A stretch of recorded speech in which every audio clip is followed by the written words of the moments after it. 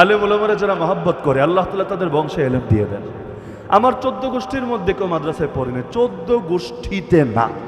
আমরা দুই ভাই, কোনো বোনও নাই, কিন্তু সেই বাচ্চাকাল থেকে জীবনে স্কুলের বারান্দায়ও যায়নি, একেবারে ছোটবেলা থেকে মাদ্রাসায়। কেন? আমার বাবা একটা গুণ ছিল শুধু তার, এখনও সরকারি চাকরি করেন, একটা গুণ ছিল শুধু তার, যে আলেম ওলামারে মহব্বত করতেন। কোনো দলের সদস্যও না যে না তাবলিগ জামাতের মেহনত করেন অথবা মুখ পিসাবের মুরিদ তো মুখ পিসাব, কিচ্ছু না।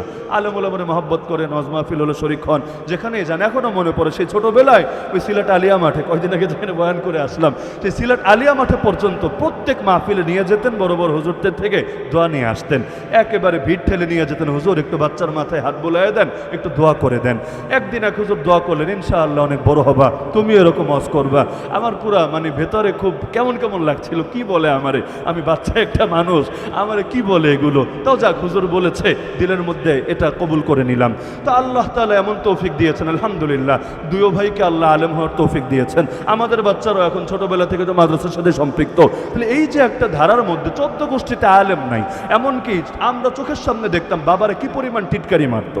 এমনকি কলিগরা বলতো, খলিল ভাই কি করলেন এইটা, দুইটা ছেলেরই মাদ্রাসায় দিয়ে দিলেন, বুড়া হলে কে খাওয়াবে?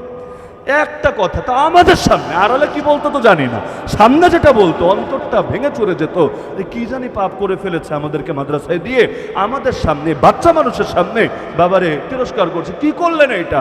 একটারে অন্তত রাখতেন দুনিয়ার লাইনে, আরেকটারে দিতেন দিনের লাইনে, অন্তত একটা হাল ধরতো, তে জবাবে দিতেন যে আল্লাহ আমার দুনিয়া যা দিয়েছে চলবে, ইনশাআল্লাহ কারো কাছে কখনো ছোট হয়ে থাকা লাগবে না, এটা দিয়ে দুনিয়া কেটে যাবে।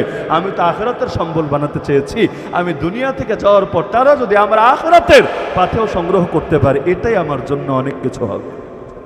তো আলহামদুলিল্লাহ এখন আর বলে না, এখন সেই সহকর্মীরাই বলে যে একটা খলিল ভাই একটা ডেট নিয়ে দেন না আপনার বাচ্চার থেকে, আমাদের এলাকায়ও আনি। এমনকি তারাও নিয়মিত বয়ান টয়ান শোনেন। তো সময়ের ব্যবধানে পরিবর্তন হয়েছে। তাহলে আলেম ওলামারে মহব্বত করার কারণেই তো এটা হয়েছে, ভিন্ন কিছু না। আবার উল্টাও আছে আলেম ওলামার সামনে বেয়াদবি করার কারণে আল্লাহ বংশ থেকে এলেম উঠিয়ে নিয়েছেন। বাচ্চারে মাদ্রাসায় দেয়, তাও হয় না, কাজই হয় না, বছরের পর বছর পড়ে থাকে, ঢোকেই না মাথায় কিছু, না হাফেজ হয় না আলেম হয়। এটাই আল্লাহর নিজাম। ইন্না শানিআকা হুয়াল আবতার। হে নবী, যারা আপনার প্রতি বিদ্বেষ পোষণ করবে, নবীর প্রতি বিদ্বেষ পোষণ করলেও যা হবে, নবীর ওয়ারিসের প্রতি বিদ্বেষ পোষণ করলে অনেক মুফাসসিররা বলেছেন সেই ক্ষতির আশঙ্কা আছে। হুয়াল আবতার, তারা ল্যাজ কাটা হবে, বংশই নির্বংশ হবে। তাহলে হাবিব নাজ্জার এসে বলল যে 2 গুণ যাদের ভেতর আছে তাদের অনুসরণ করো। 1 নম্বর গুণ নিজেও হেদায়েতের উপর আছে, 2 নম্বর গুণ দাওয়াতের বিনিময় চায় না। যারা দাওয়াতের বিনিময় চায় তারা জাতির সঙ্গে প্রতারণা করার আশঙ্কা আছে। এক হলো চেয়ে বিনিময় নেওয়া। আল্লাহ রসুল সাল্লাল্লাহু আলাইহি ওয়াসাল্লাম একদিন ওমর রাদিয়াল্লাহু আনহুকে হাদিয়া দিলেন কিছু সম্পদ। ওমর, এটা তুমি নাও। ওমর বলছে, ইয়া রাসূলুল্লাহ, আমি সম্পদ দিয়ে কি করব? আল্লাহ আমাকে যা দিয়েছে তাই বেশি, আলহামদুলিল্লাহ, ওগুলোই আমি আরো দান করার প্রয়োজন অনুভব করছি, আমার লাগবে না। নবী বললেন, ওমর একটা কথা বলে দিচ্ছে, সারা জীবন মনে রাখবা, মা আতাকা মিন হাযাল মালি ওয়া আনতা গায়রু মুশরিফিন ওয়ালা সাইলিন ফাকবালহু। তোমার কাছে যেই সম্পদ আসবে সারা জীবনের জন্য মূল্যতে গেঁথে রাখবেন মাথায়। তোমার কাছে যেই সম্পদ আসবে তুমি চাওয়া ছাড়া অথবা অন্তরে লোভ রাখা ছাড়া, চাও নাই আবার অন্তরে ওই যেটারে আমাদের তবলিগের ভাইরা বলে চাওয়ার ভান করা।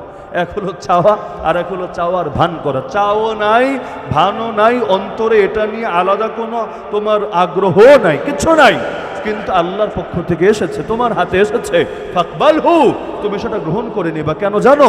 ফাইন্নামা হুয়া রিজকুন সাকাহুল্লাহু ইলাইক, এটা একটা পবিত্র রিজিক যা আল্লাহ তোমার কাছে এনে দিয়েছে। আর যেই মাল আসবে হয়তো চেয়েছো অথবা ভেতরে লোভ ছিল, সেটা নিও না, এটা নিও না, কারণ এর ভেতরে আল্লাহ কখনোই বরকত দেবে না। তাহলে কি বুঝলেন?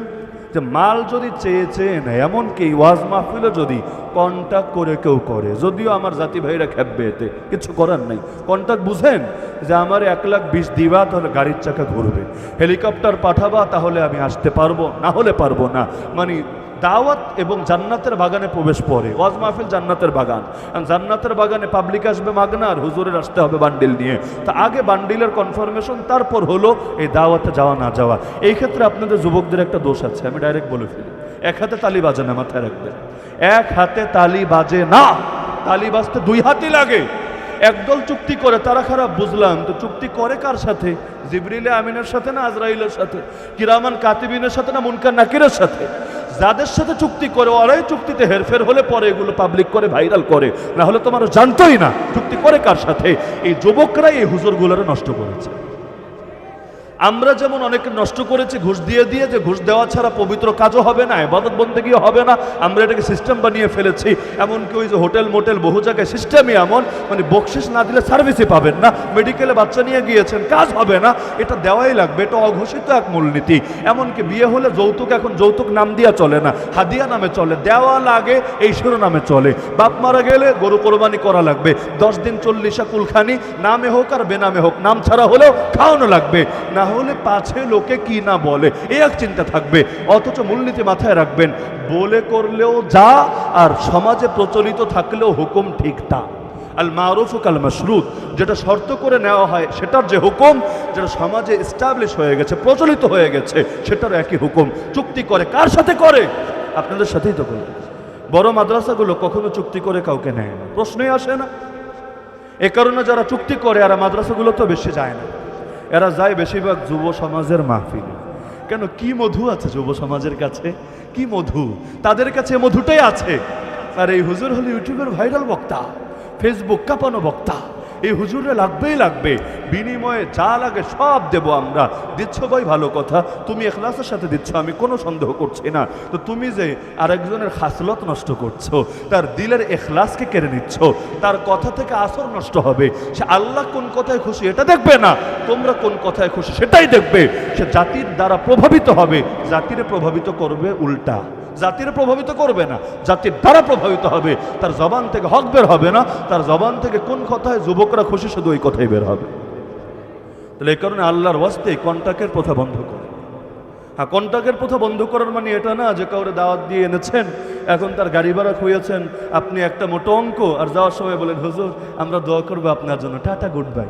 তার জন্য তো আশা এখানে বাধ্য ছিল না, আপনি বাধ্য করেছেন। খালি বাধ্য না, 5 মিনিট এদিক সেদিক হলে ইজ্জত নিয়ে টানা হেঁচড়া শুরু হয় না, কত ধরনের কত কথাবার্তা। এমনকি অসুস্থ হয়ে বিছানায় পড়লেও ছুটি নাই, আসতে হবে, না হলে বলবে মনে হয় অন্য জায়গায় ধান্দা ভালো হয়েছে তাই চলে গিয়েছে। কি যে ঝামেলা!